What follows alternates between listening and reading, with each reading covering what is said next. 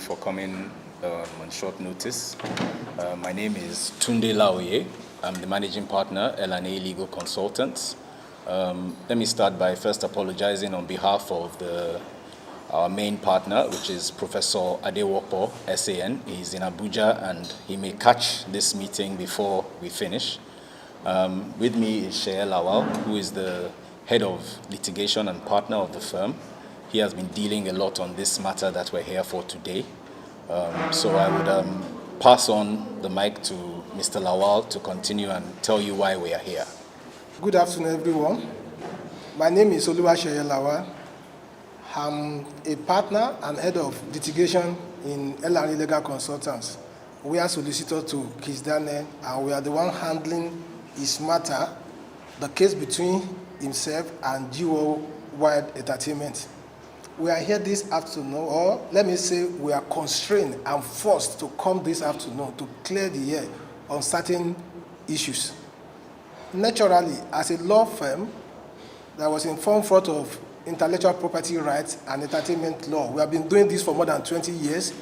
We do not hug the camera. We always stay behind. We believe that a good lawyer should talk more in court and not outside the court. However, certain events in the last few weeks, months, has forced us to come and clarify certain things.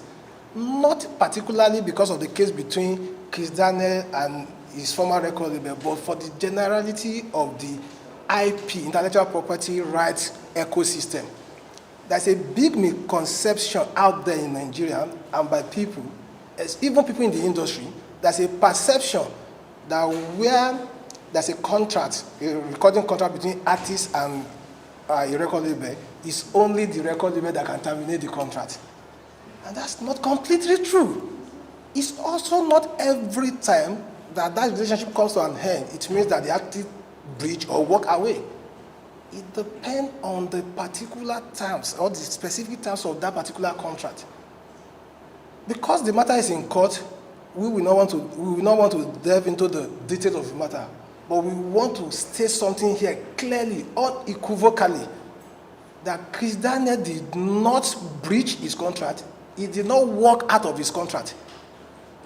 He actually exercised rights granted to him by the contract. He terminated the contract formally. He issued notice of termination as required by the contract. So we need to put this out there, and for other artists to also know that, see, when you are entering into a contract with your record label, always insist and have a lawyer, so that a contract is an agreement. In law, we say consensus addendum, meeting of mind. So that's not like a standard contract. You must have a lawyer on your side that will advise you and he will insist, let this be there. The record label may say no, then you will negotiate. In this particular case, without going into the detail, there's a clause in the contract that says that if one of the party, either of the party, commit a breach and is refused or failed to rectify, the other party can terminate. And that's what happened. So we are saying without fear of contradiction that Kizz did not walk out of his contract. He terminated the contract formally. Having cleared that, we also want to state clearly that there's no court order anywhere in the world, either in Nigeria or anywhere in the world, that is forbidding or preventing Kizz from performing his craft.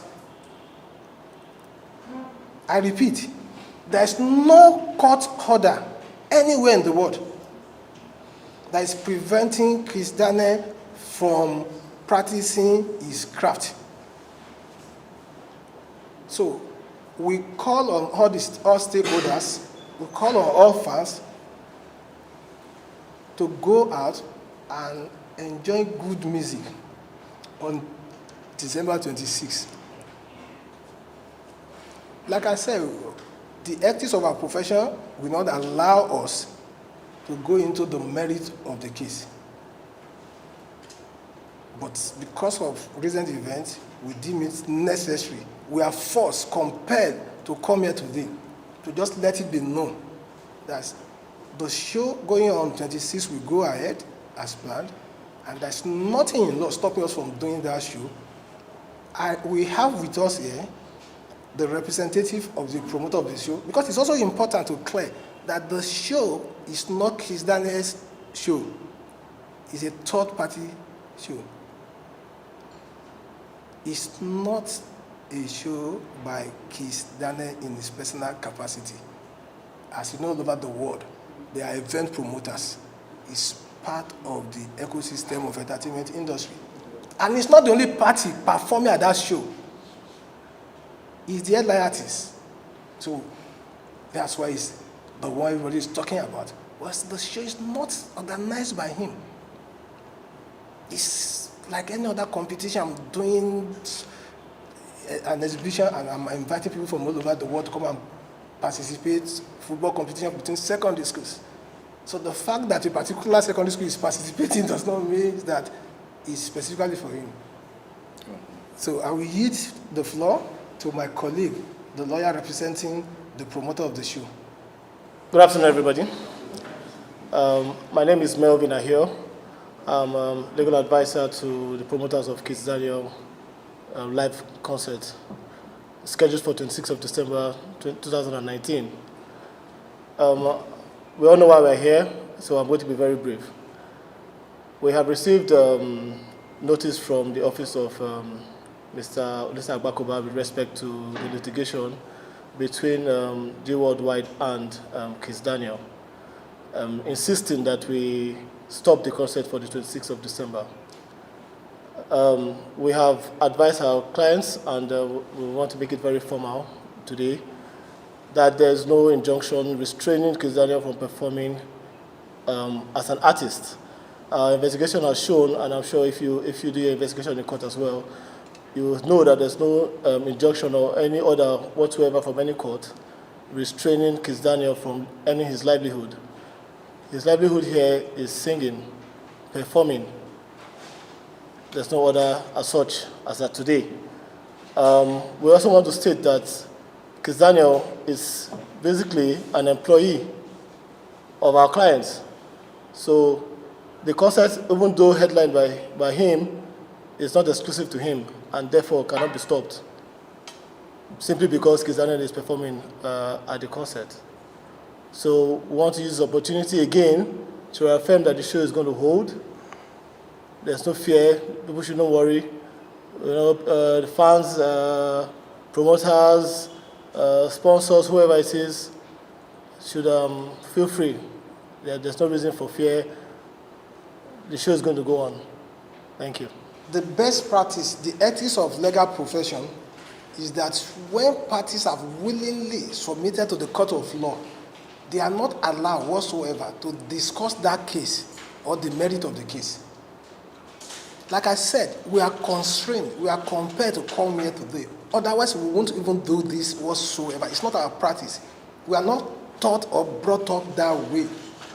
But to answer your question, like I told you, my law firm has been in the entertainment industry for more than 20 years. We have worked with the best of the best in this industry. I can say that confidently without mentioning names. And if you ask, they will tell you. Now, coming to Kizz Daniel particularly, let me tell you, I signed the termination letter that terminated that contract. I had meetings with G Worldwide before the termination. I gave them all the opportunities in the world. I invited them, let's discuss. We don't need to fight over this. I extended the olive branch. The termination was a last recourse because they refused to meet and discuss. Even when they did, we said, these are the breaches, can you rectify it? I don't want to go into the details of the matter. I understand that contract back to back. And I can tell you something further without going to the merits of the case. Ask yourself, if the party has been in court for the last 2 years, why is this suddenly today somebody is saying a show should not? Who here does not know that Kizz Daniel has been performing the last 2 years? He has been performing all over the world. In this country, you should know without asking me why now. Or that's the question you should ask. That if the artist that left a record label 2 years ago has been performing for the last 2 years, please, why are you just thinking about injunction now? To injunct what? One of the we don't want to discuss law, but because of your question, one of the fundamental things when you are asking for injunction is also to show the court the urgency of the matter. If this boy has been performing for the last 2 years and you didn't injunct him, why now?